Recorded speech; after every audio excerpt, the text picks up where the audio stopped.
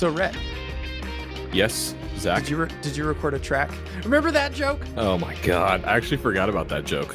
We have a track now. We do.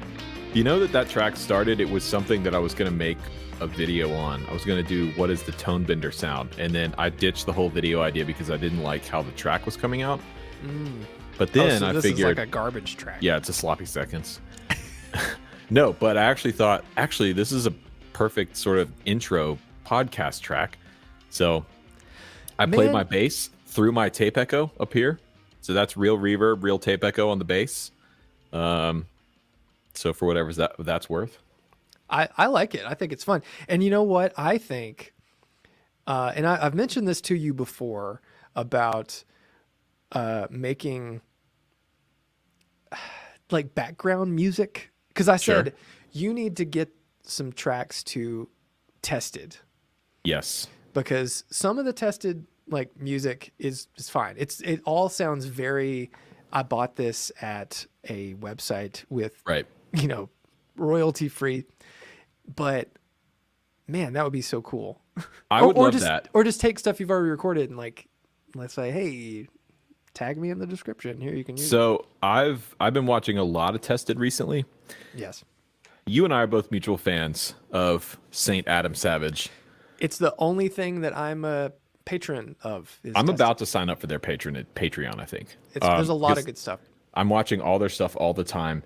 And I really, really genuinely love Adam Savage and just his approach on things and his approach to like life and work and how to make a living. And he's been talking about recently, makers. And I've always seen makers as people that like do what he does. They fiddle around in workshops and they build shit. And that's just not me. But he changed my perspective on that. Yeah.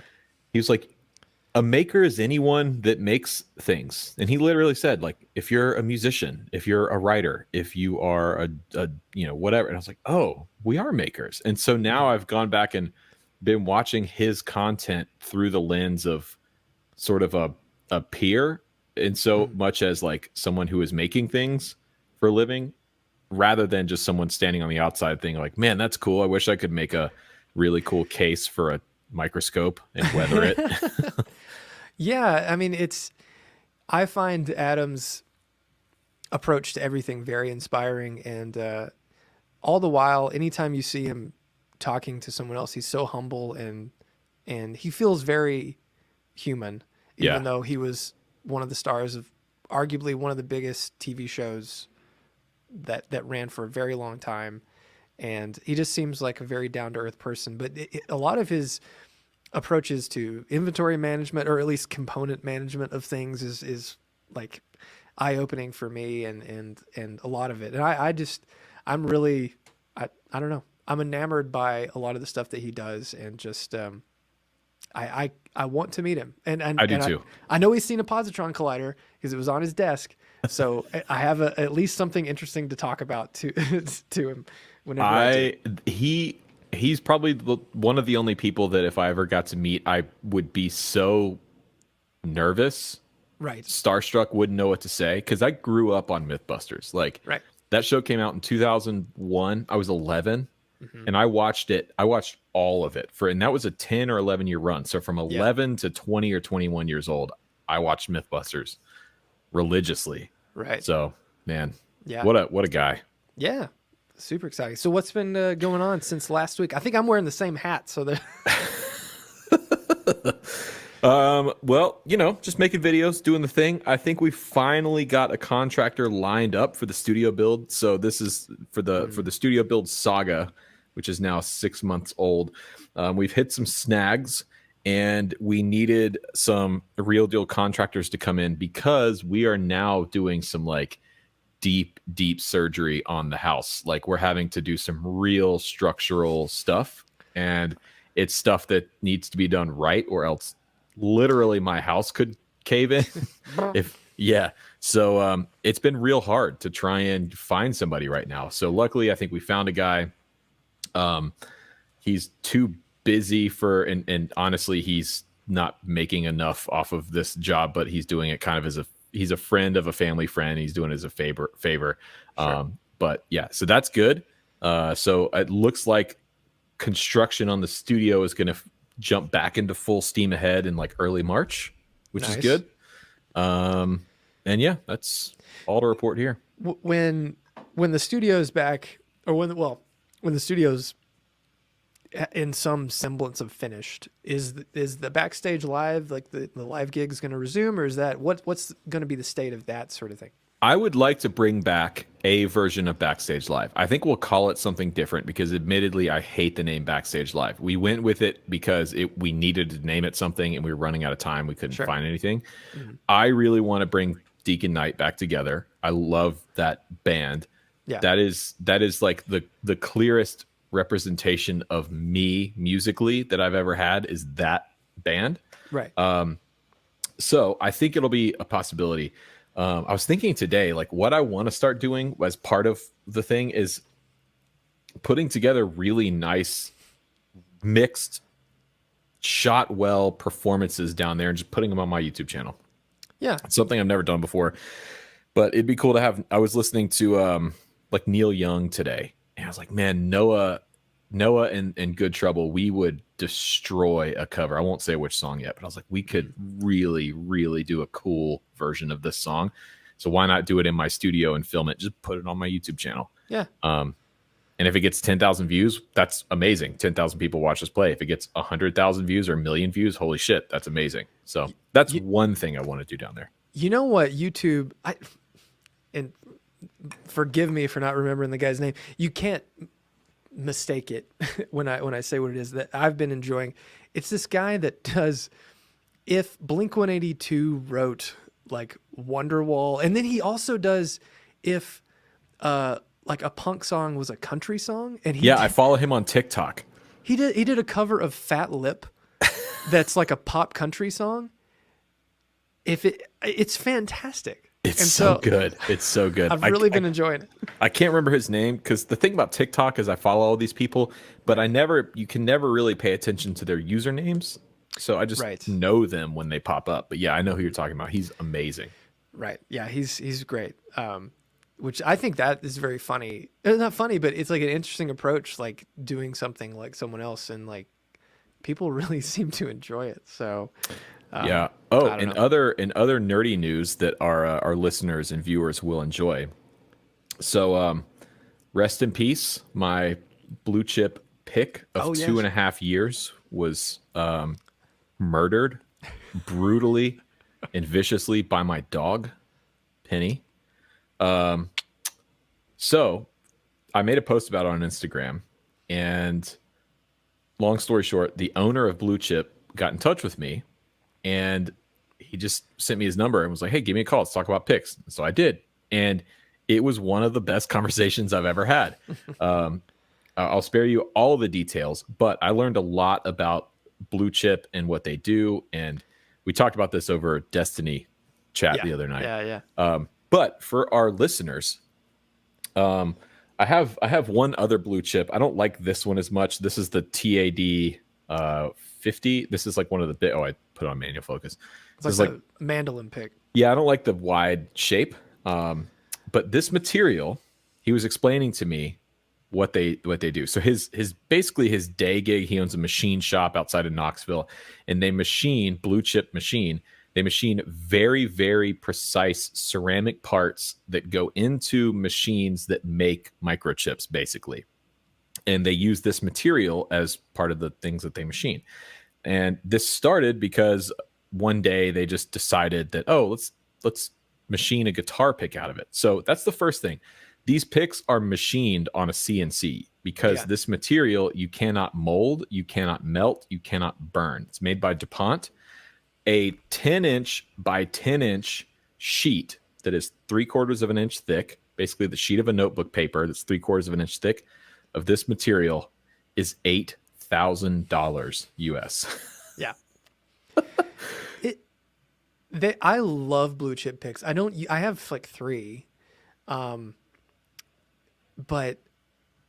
I don't use them that much because I always put them in my watch pocket on my pants. Right.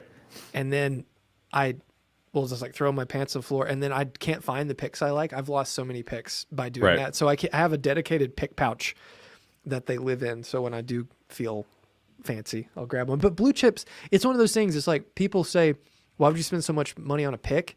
It's like, why would you spend so much money on sunglasses? Like, there's a reason, like they're better, and you don't lose them when you spend money on something nice. Dude, So, I had mine for 2.5 years, and I started that post as a joke, but then I started really thinking about, oh shit, what all has this pick done? yeah. And for a single guitar pick, it's quite a bit. And the thing about it is this material is so strong that it doesn't wear out. That's part of the thing. It lasts for 2.5 years because the bevels don't wear out. In fact, they have to machine these bevels into the pick. So he was explaining to me that they have right-handed picks and left-handed picks. They do. Yes, they do. Which is crazy. I've never thought about that. So, Blue Chip, incredibly nice guy. He's also a big car guy, big hot rod collection, which spoke to me. I was like, oh man, I got an 87 short bed square body out in the driveway right now. He's like, no way, man. I just bought one of those from a buddy of mine. And then we had oh man. Well, moment. real quick for me, because this might be a shorter pod than the normal. We got a hard out today. Nothing's been going on too much. I've been interviewing a few people about the new just assembly position, so that's been fun. May have a few people kind of in the running, which is great. But in non-guitar news, I found a light that will go on the eventual Ecto 1 that I'm building. Yeah. And did I send this to you?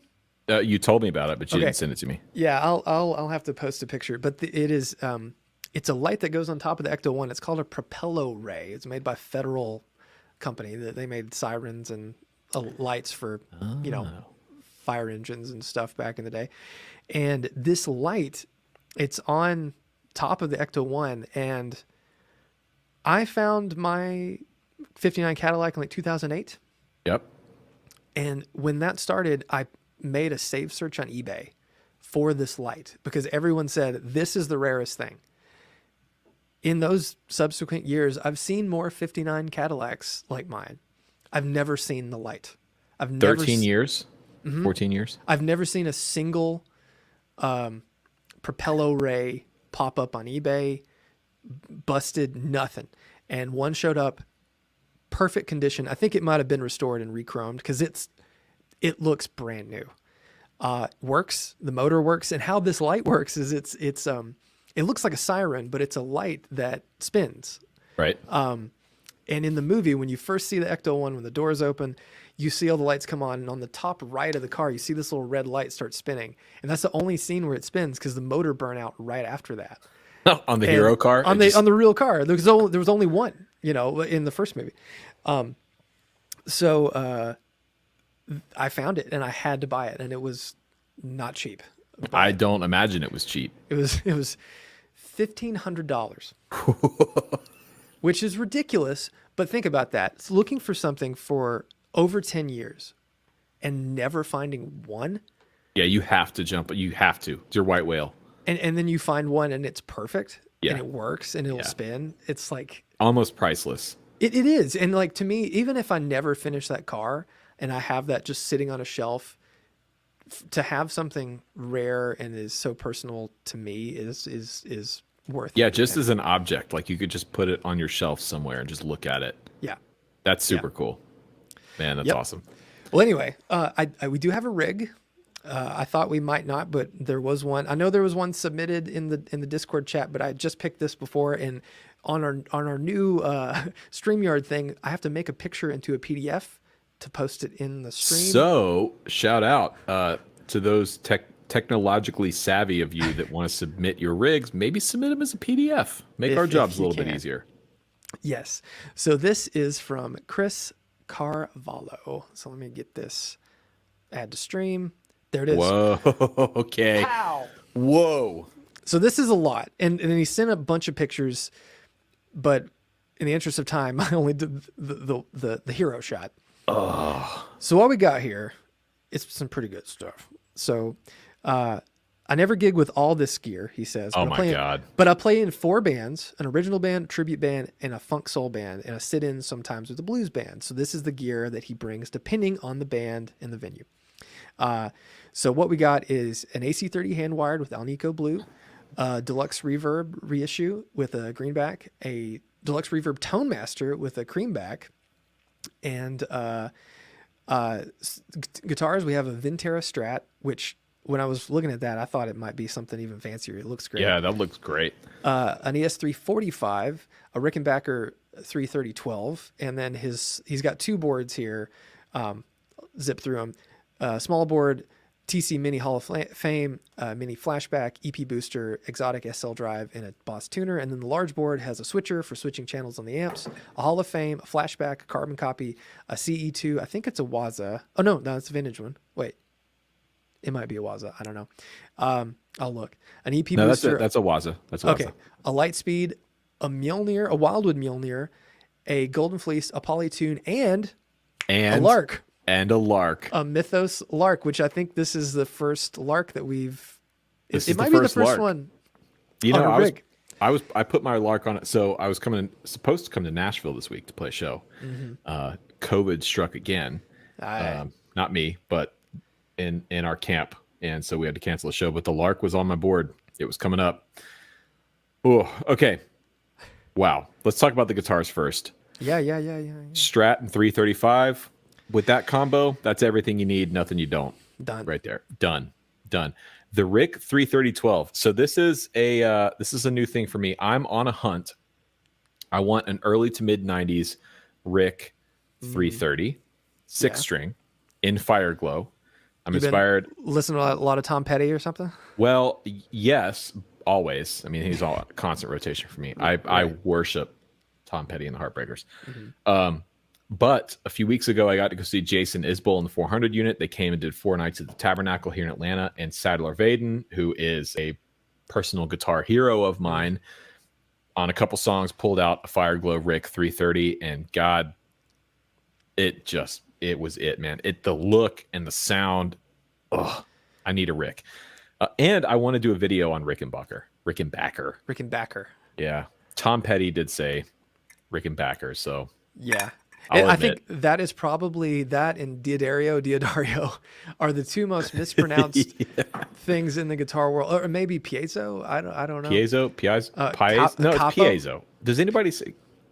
Well, piezo. People say piezo.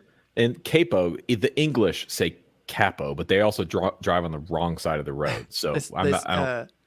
Piezo. I've heard people say piezo. It's not. That's weird. Anyways, so guitar setup amazing. If anyone out there is selling an early 90s Fire Glow Rick 330, hit me up. I'm serious about buying one. I got a few feelers out, but wow, what a cool guitar. Super great. Like that's I'm starting, thanks to the HX50 and my Saris S, I'm starting to be more into Strats again, because I was like a Strat guy for years. Right. And then I started playing Gibson. Even with your wrist. Even with my wrist, but that was back when I gigged and I always played standing up. And so it wasn't as big of an issue. But as I started playing more sitting down, it was less comfortable. And that's where the Saris feels more at home. But the sound of it, because I've always liked it, but having that loud amp and that guitar, it's like, oh, I've been missing that, because I don't know, but we can talk about that in a minute. Yeah, I've started playing my John Mayer Strat a lot more recently. And to me, that's like the only Strat really I ever need. I think Fender really hit the nail on the head with that Strat. But it's fantastic.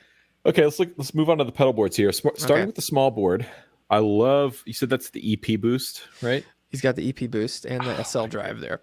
I need to get another EP boost. I had one and I sold it, which was dumb because I sold it for like $50. Oh, what? Yeah, because at the time they just weren't doing anything on Reverb, and I was like, man, I should have just kept it. And for those of you that don't know, EP boost is modeled after the preamp in the Echoplex, which is really great. You can use the multi echo above me here also does a similar kind of thing. You can use the preamp in the tape echo to hit the front end of the amp harder, which is really cool. Yeah. Hall of Flame. I did the same thing you just Hall did. of Flame. Hall of Flame. Flashback. Cool. Yeah. Great little board. Now, Easy. main board. This is right up my alley. Right up my alley. It's pretty sweet. So a lot of this is fairly well-known stuff, like, you know, Yeah. TC Electronic. Like, I mean, it's great. It does what it's supposed to do. The carbon copy is great. CE2, one of my personal favorites. I hope to make something similar to that one day. We've gone on and on about the Lightspeed and the Wildwood, but we've not, in the podcast, have we spoken of the Lark? Has that Not even really, come up? which is weird because we worked so hard on that, or you worked so hard on that thing. That tormented me. I'm proud of the Lark, man. Yeah, it's really cool, and I'm just gonna say it. I want to take that tremolo out of the Lark and make a tremolo that's just a single knob tremolo. Like that. Yeah, you should. It sounds awesome. So I pulled mine out this week and was playing it, and I really, because the idea with this week, the gig we were going to play in Nashville was called a Whiskey Jam, and it was a festival style. Like, we only had 3 songs, so I was just going to play my Tone Master Deluxe, and then the Lark was going to be the always on, kind of give the amp a little bit more dirt, sort of thing. And God, it's such a great pedal. Yeah. We really killed it on that thing.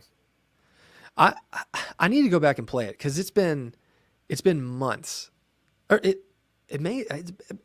I don't know the last time I played it. Yeah, because like we wrapped them, I was so kind of burnt out on it. Yeah, dude, because there was an issue for a long time, right? It was late 2019 we were working on it, because I took the prototype to the Netherlands on tour, and you had just finished up the prototype, and there was this issue. There's a noise issue trying to track down, right? Right. So the noise, the noise was coming from the overdrive, and the overdrive's interaction with the tremolo.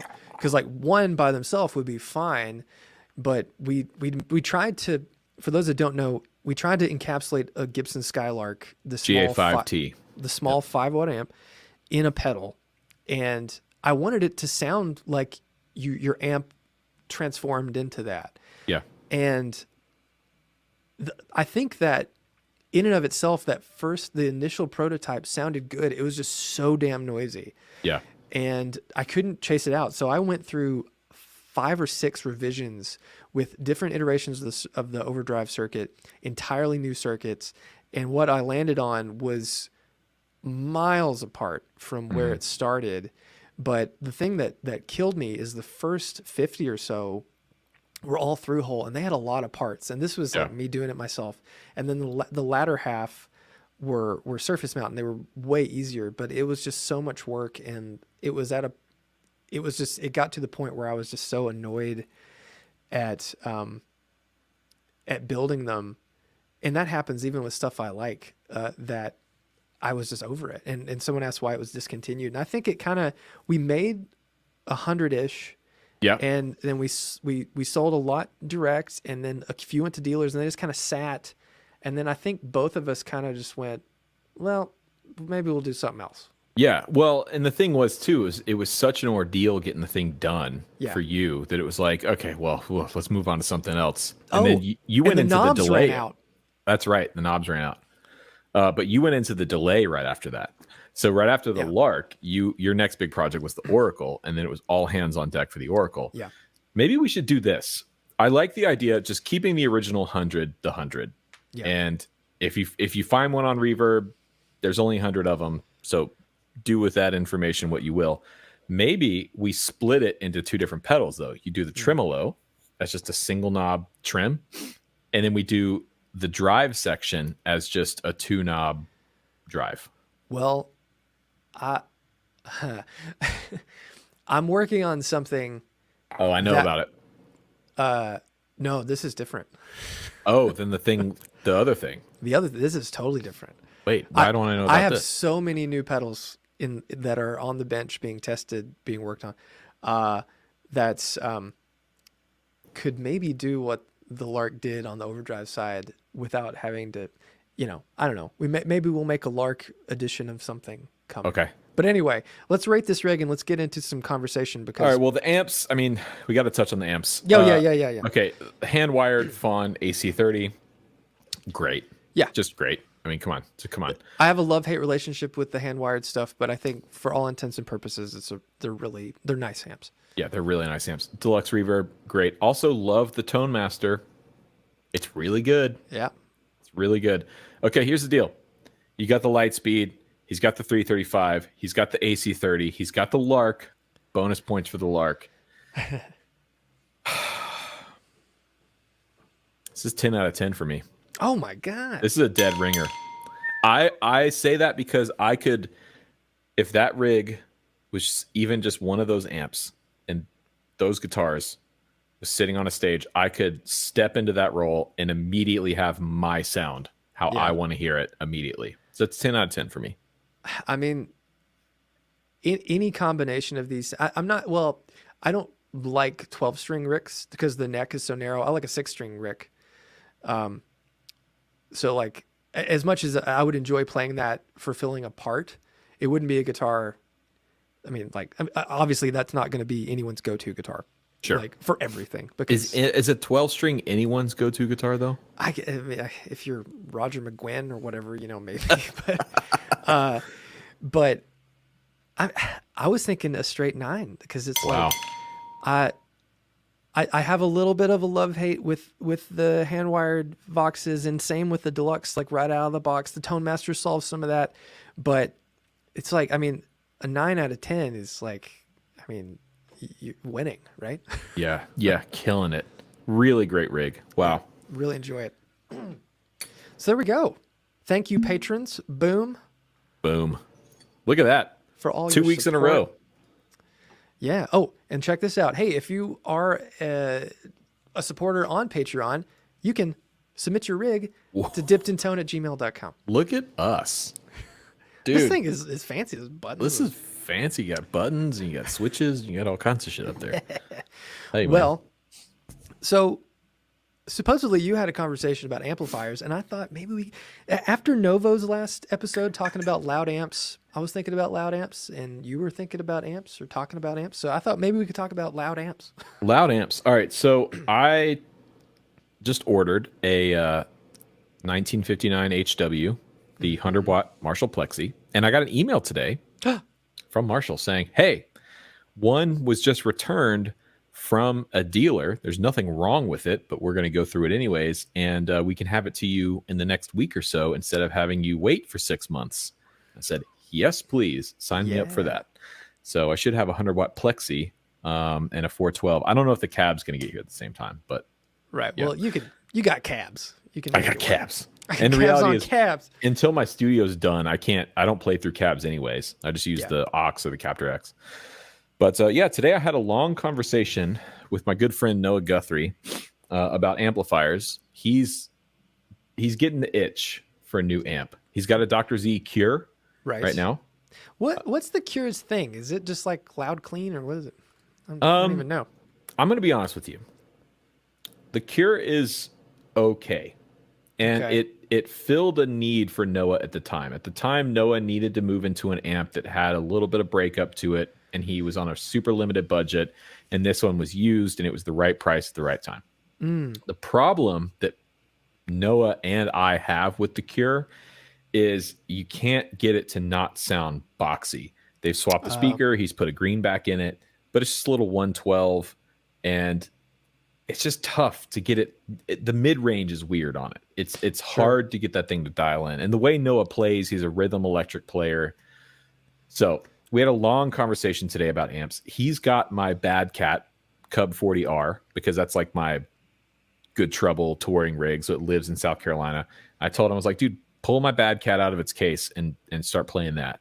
He's also got my Tone Master Deluxe up there because that's part of our rig. So it's like, just pull my amps out and start experimenting and playing stuff and see where your heart leads you.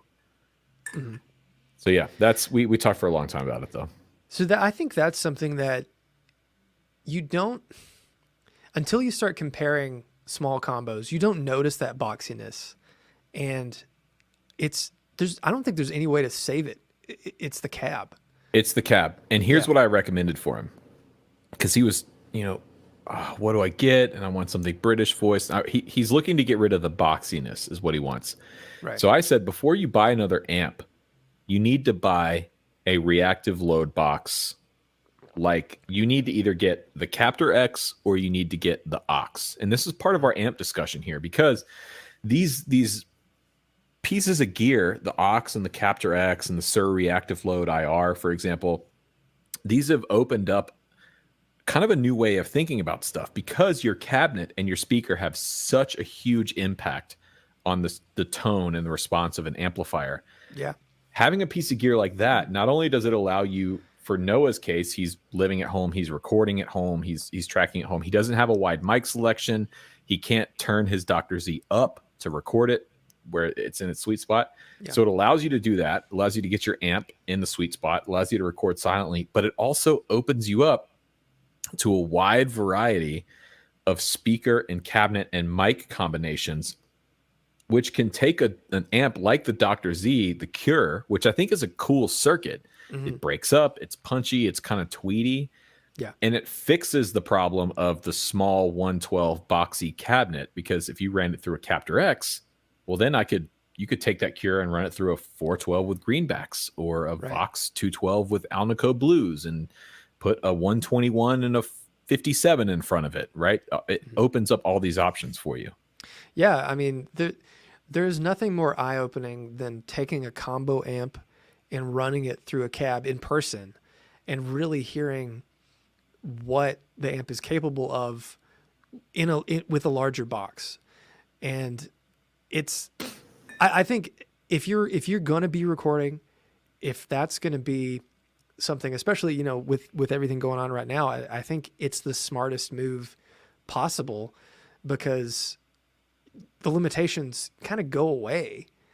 And I mean, it's a lot of money, and I think it's not a decision that anybody should make lightly, because, how much is an aux? Like $1,600? Well, but it is and it isn't. So yeah, the aux is, I think, what, 1,200, something like that. Is it? New. I can't remember. The Captor X is 600 new. So if you're looking at, and this is where we got with Noah today, where it's like, okay, do you buy another amp? And so he wants something more British voiced. And I said, okay, well, go try my Cub 40R. It's EF86 or 12AX7s in the preamp, and it's actually, I think that one's EL34s in the power amp section, but it's more of a British voice kind of amp. Or Morgan AC20, for example. Mm-hmm. He loves my AC20. All right, well, for an AC20 head, you're going to spend at least $1,200, $1,100. Easy. And that's just going to give you one quote unquote sound. Whereas you spend $600 on something like the reactive load, the Captor X, for example, you can take the amps that you already have access to and then open them up to for those of you that are listening or watching who haven't experienced this, switching speakers and switching cabinets and switching microphones and mic placement has almost basically as big an impact as switching amps completely. Mm-hmm. I mean, you can do so much. Now, you're not going to make a Fender Deluxe sound like a Marshall Plexi, but you can fix a lot of the issues. So like Noah's problem is, it sounds boxy and I just can't get it to sound the way I want. Okay, cool. Well, get rid of the 112 little small box cabinet and there you go. Yeah. It's funny, like that the boxiness is, I that's the thing I can't stand the most with so many small amps, like the Blues Junior. Yeah. I just can't stand, like, it's fine by itself sometimes, like you don't notice it, but the moment you start playing in a band, and this is probably, for him playing at volume, it's so obvious how small it sounds. Yeah. And I don't know, let's take recording out of the equation. Is the way to go replacing it? Like if you're only look at your gigging amp, like if you had the Cure and you were on a fixed budget, where do you go? Do you get a cab? Do you get a 1x12 and like try to pair it with it? Do you get a 2x12?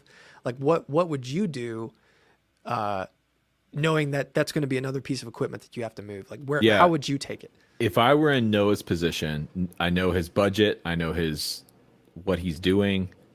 if I were in his position, my next purchase would be the Captor X Yeah. at 100%. I'd go buy one, and I would buy a couple of cab packs. Now, this is the thing to consider with the Captor X specifically. If you're looking at Captor X versus aux, okay? Right. So let's say you find a used aux. I don't even know what they're going for. I'll look it up quickly, but They're 15 new, right. so they're probably around 11 or 12 used. All right, so let's just say, for sake of argument, the aux is 1100 new. Well, the nice thing about the aux is you get everything from the start. You get all the cabinets, you get all the microphones, you get all the Two Notes. Their thing is like selling you cabinet packs and Right. all that stuff, which is cool because, there's a lot of stuff in the aux that I just don't use. Yeah. But it's not just like you buy the Captor X and then you're done. You end up purchasing some cabinet packs to kind of find what you're looking for. Let me just see quickly what an aux is on Reverb right now. Okay, yeah. So used from, let's see, 1200, 1295, 1297. People are selling for $1,300 used. Well, $1,400 used. They're pricing it. It's like with the Two Notes thing, you're buying into that ecosystem. Right. And I think that's where you have to decide, like, do I want to do that? Because I didn't when I got my aux. I didn't want to have to deal with, is it another thing that I'm going to have to get, or that I'm going to be tempted by. Yeah. But I do think if you're really doing a lot of serious recording, the Helix opened up my eyes to IRs and everything. Like having your IR pack, and I bought a few from Eminence. I got it. The switch was flipped, and I understood, this is why that's so valuable. Not that I never had a problem with how any of those things sounded. I think at the time when I got the aux, I wanted the attenuator as well, and the Two Notes equivalent was like the big rack thing. Yeah. And it didn't make sense because I got the aux like pretty soon after they were like released. Yeah. Available. Yeah.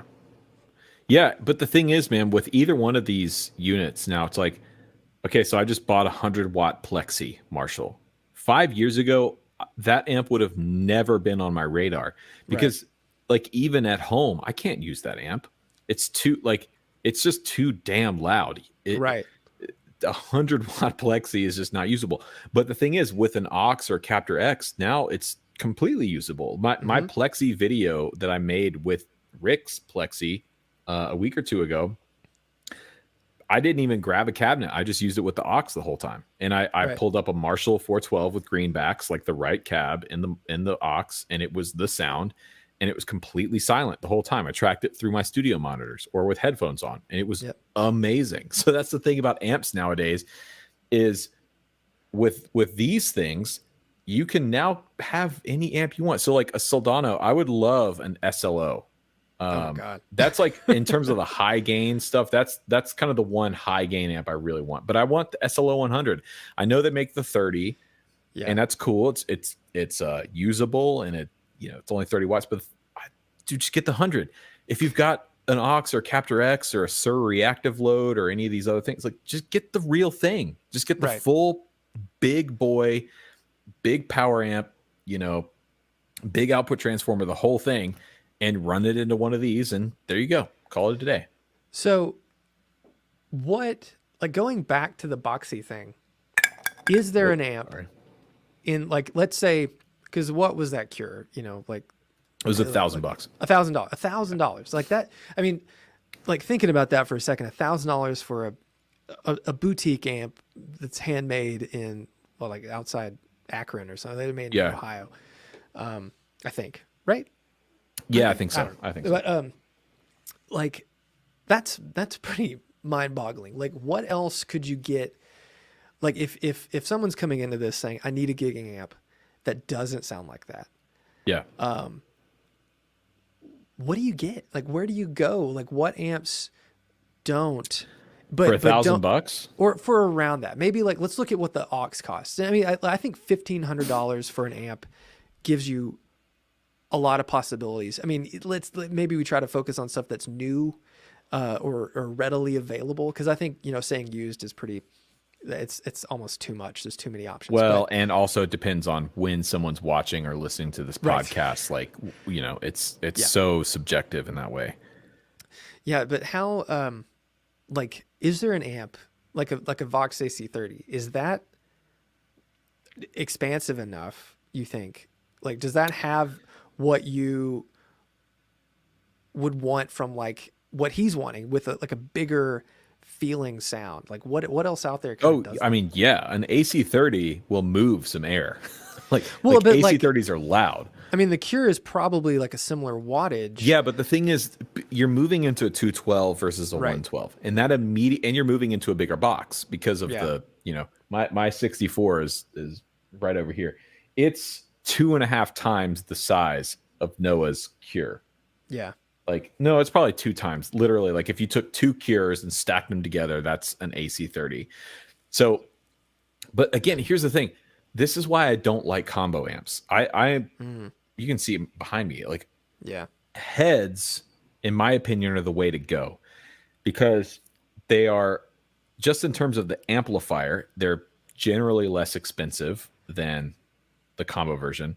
And then if you get 1 or 2 different cabinet options, or like we've been talking about, an aux or Captor X, then you can start mixing and matching. You can have a really great sounding 112. I'm a big fan of the Port City OS cabinets. So like Right.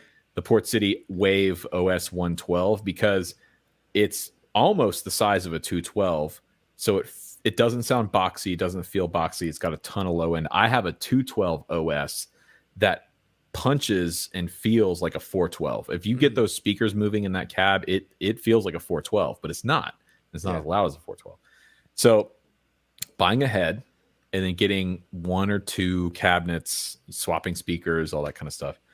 But in terms of the question, for around $1,500, yeah, if you can find an AC30 for that, I'm just looking on Reverb right now. Yeah, VT Jumper said a Hot Rod series amp, effortless Ugh. headroom, and he says just deals the diaper, which I've never heard that expression before.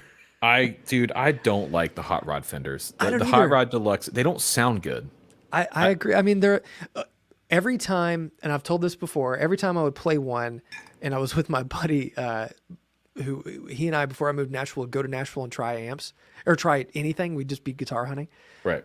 I'd play a Hot Rod. He's like, "Why don't you get a real amp?" And that's Dude. that's a deep, like that's a strong fighting word right there. Words, but Well, but know what I'm it's not that they're not real. yeah, Oh, but shit. they just Here's don't sound very good. Here's a 1991 Fawn AC30 112. So this is the Marshall era. This is like the one to have for your boy Rhett here. Okay. 112 AC. Damn it, I'm not on autofocus. It's Sorry. fine. It's fine. I know what they look like. $1,700. Ew. Wait, is that high? I can't tell. I don't know if it's high, but It colored me interested. it's in Spain. Oh, So you got to ship it. it'll never make it. Oh no, it's a 212. It's got greenbacks in it. Just buy it and leave it over there. Next time you're Yeah, next time I'm in Spain. in Spain, like, hey, can you come to Like this Barcelona amp. and bring that in? It's Barcelona. Just so you know. Barcelona. Yeah. No, this is the one to have though, as far as AC30s go, the early Right. 90s, But because these what's were like built a- by Marshall. What's a new Vox? Let me get Sweetwater. Yeah, let's jump on Sweetwater. Come on, and see. let's Oh shit, there's a 64 on here, like mine. Oh, look at you. dude. Okay, so I paid $4,000 for mine, and it's mint. All right, it's got the stand with it. See it over there in the Yes. corner? There she is under Jimmy. Right. That's a painting, by the way, not a poster. Guess what this one's listed for? 8. $6,500. Oh, well. Ugh. $450 shipping. Where Well, is it? I mean, you'd have Hold to. on. I'd put it on a truck. Oh, it's in Italy. That's why. Yeah. Okay, so on Sweetwater, a normal AC30 C2X with Alnico Blues is $19.99. I'm trying to find a. Okay, one with just normal. I think just with greenbacks. Yes, it's $1,500. Okay, $1,500. And you know what? So snobbery and all that aside, you're getting into an AC30, brand new, $1,500. That is a super giggable amp. You could play any room you needed to play with an AC30. Right. It does the British sound, does the AC30 thing. And the new AC30s, because when they first came out with like after the Korg era, after Well, they're still owned by Korg, I think. oh, okay. Well, after the Marshall era, when they reissued the AC30 again, Yeah. and they were made overseas, Mm-hmm. those first ones were atrocious. Yeah. I had one and I retubed it, and when I retubed it, literally every screw on the back panel stripped. Like I stripped the head on all of them. Yeah, I used to play a church gig where they had a hand-wired AC30 head from that era. I think it was like 2010, I want to say. And it never sounded good. It was way too harsh and shrill in the top end. I never got that amp to sound right. But yeah, I mean, I haven't played like a new one. Like go down to or go on Sweetwater and buy a new one. I don't Right. know what they're like now. I've played the more recent ones that used ones that would come by, and they're way better because the first ones they're harsh and like you said, and it's been a long time since I've played any of the hand wireds too. I have a love-hate relationship with those. I think they look great, and sometimes they sound good. I hear people make them sound good. I can't get them to sound good. Yeah.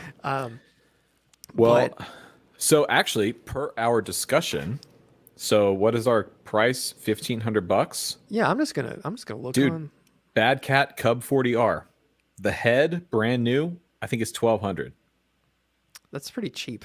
And that amp now it's printed circuit board. The Cub 40R That's is okay. printed circuit board, whereas the hand wired version is quite a bit more expensive. But I have gigged that amp, and I really, really like it. It's got a great master volume. It's got an effects loop. You can switch the preamp section between EF86 and 12AX7, which I do when I run that amp. Yeah. I use the 12AX7 as my clean tone, the EF86 is my crunch rhythm tone, and then I hit that with just a boost pedal, and that's my solo tone. So you could essentially use that. Now, it does have a digital reverb on board, and the reverb sounds okay. Yeah, I mean, it's like, I mean, it's going to get the job done. But Yeah, it's going to get the job done. Who doesn't use a pedal these days? Yes, and they have a combo version of 112. There's one on reverb right now for $1,750. Man. Well, I mean, I think we've started an interesting conversation. I hate that we have to cut this kind of short, but Yeah, this is got a always hard something out. we can pick up later. But just to like in the show, I just want to bring up something that was brought to my attention this week. And we only have like 10 minutes left, so we can't talk about it too long. Did you see that Fender raised all their prices and a normal Deluxe reverb reissue is $1,600 now? Oh. And I was taken aback by that. Yeah, dude. At that point, if you have $1,600 in cash to spend on an amp, the 65 Deluxe reverb reissue is not on my radar for $1,600. And the hand wired one, which I God. mean, like to be fair, it's an expensive. I mean, like those are nice. They're very nice. Yeah, they're great amps. and they They're sound great. really good. They're $29.49. No.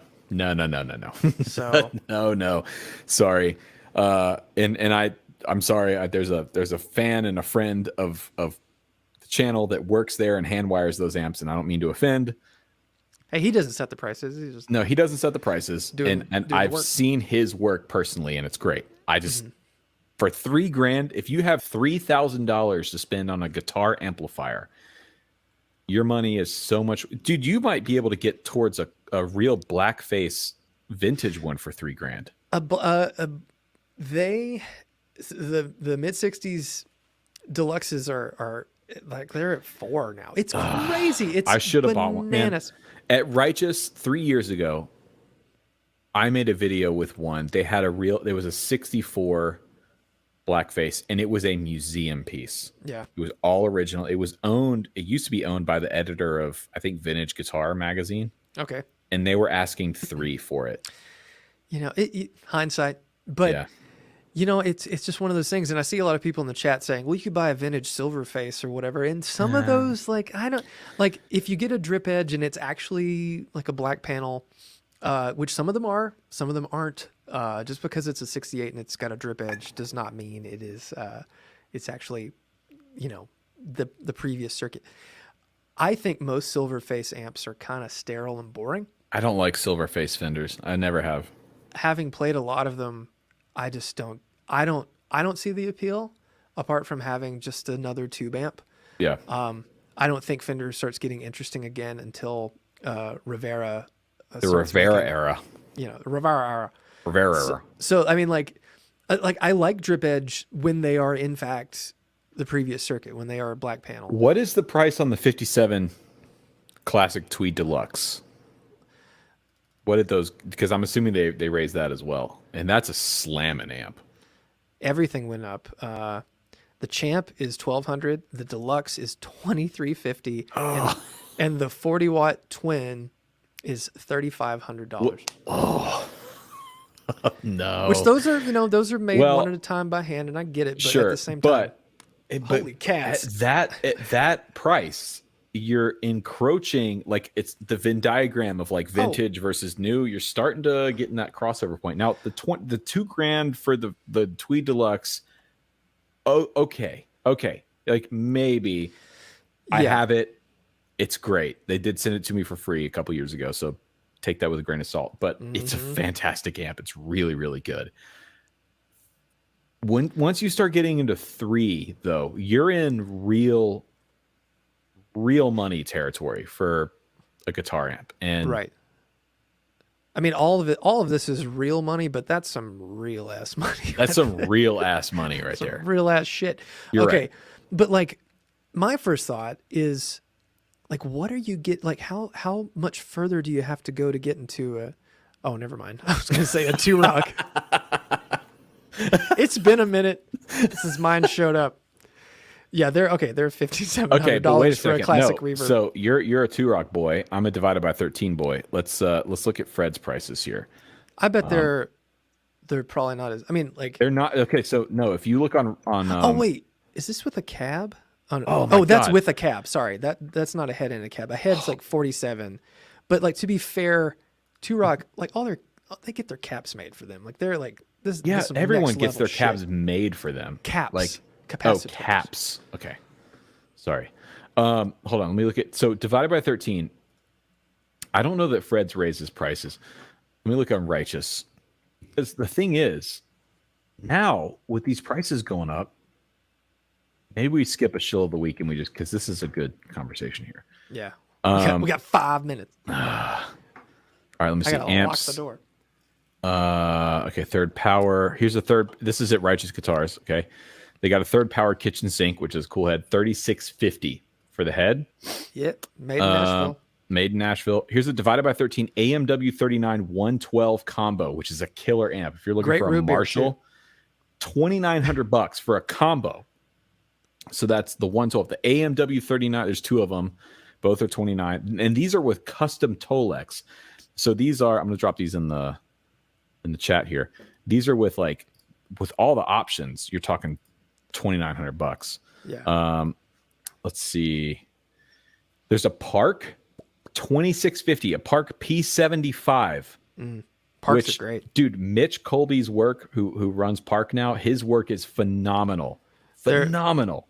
They're $2,600 at the same level as like the hand-wired Marshalls, if not. Oh no, they're above. That. They're beyond that. I mean, I think the new Marshall shit's pretty. The 59 hand-wired is fantastic. Yeah, that stuff. But Mitch Colby's work is stupid. There's a 212 cab, Park 212 cab. I need to go to Righteous. Damn. I'm trying to find the other divided by 13 stuff here. Man, maybe they sold all of it. But yeah. It's just one of those things. And it's like not to belittle at all what Fender is doing. No. Or to say like they don't deserve it. It's Fender. But sure. You know, they have way more overhead and all their stuff. All their parts are being made for them and stuff. But it's like, you know, It's not the same. I think if you have $3,000 to spend on an amp, which as we've established is real ass money. Mm-hmm. I don't know that Fender's on the top of my list there. I mean, there's other options. Yeah. And this is subjective. You know, there is that brand loyalty thing. Maybe you got to have the Fender logo. You got to have the badge. Sure. Great. I get it. I totally get it. But man, there's some really cool builders out there doing some cool shit for $3,000. Well, I was just real quick. Last thing, Victoria. Yeah, Victoria is cool too. So an Ivy League, that's like a Fender Harvard. It's $2,000. Milkman too. I'm not a big fan of Milk. I like the Milkman stuff. I really like it. Tim Victoria Marcus Lux, is a hell of a builder. $3,000. I mean, like most Victorias are like, they're all sub 4, and like their basement is $3,200. Quickly, Yeah. what's a Milkman like Creamer 20 right now? I hate that you have to get off because I'm like, I know. we're having family dinner. They're $3,000. okay, that's a perfect example. If I'm looking for a Deluxe and I have $3,000 to spend, wait, what did Fender raise their prices on the Deluxe to? 6. Oh, the hand wired is $29.49. Okay, so I'd go with the Milkman over the Fender. I'm gonna disagree. Nah, I don't like. I haven't played a Milkman yet that clicked with me. I feel like every one I got was messed up or something. Like they were all like they came into the shop. None of them were very bright. They didn't have that chime and that Fender. it might be that Jupiter thing. speaker that he's using in those, but I like that. I don't like Fender bright. Right. Like the bright switch on a Fender, it's like It's bright. piercing. Yeah, I don't like it. I never use it. Albert Collins, Iceman, cometh. Yeah, it doesn't sound good. It doesn't sound good. Yeah. So I don't know, but and again, that's just my taste. So Yeah, this is all subjective, and we're using imaginary money here because I just spent all mine on a Plexi.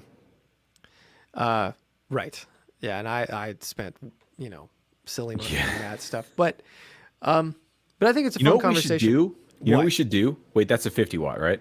Yes. Your PRS? We should compare, although it's not a fair comparison really, but I was going to say we should compare my Plexi versus your Plexi.